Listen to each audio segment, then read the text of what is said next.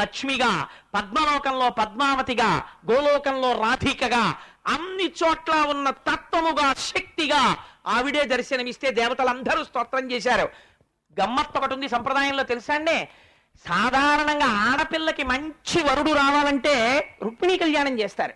మగపిల్లవాడికి మంచి భార్య రావాలంటే ఈ స్తోత్రం చేయాలి. ఇప్పుడు నేను చెప్పిన స్తోత్రం, ఈ స్తోత్రం చేస్తే మంచి భార్య వస్తుంది. ఎటువంటి భార్య వస్తుందో తెలుసా అండి?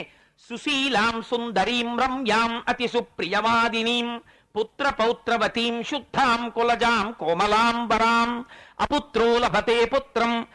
కొడుకులు లేని వాళ్ళకి కొడుకులు పుడతారు. 3 తరాల్ని చూపించగలిగినటువంటి నక్షత్రగండాన్ని పోగొట్టి తన సుమంగళీతత్వంతో భర్తని రక్షించుకుని, కొడుకు మనవడు మునిమనవణ్ణి చూసేంత వరకు ఆరోగ్యంతో భర్త ఉండి 5వ తనాన్ని తన మంగళసూత్రంలో పెట్టుకోగలిగినటువంటి సుశీలాం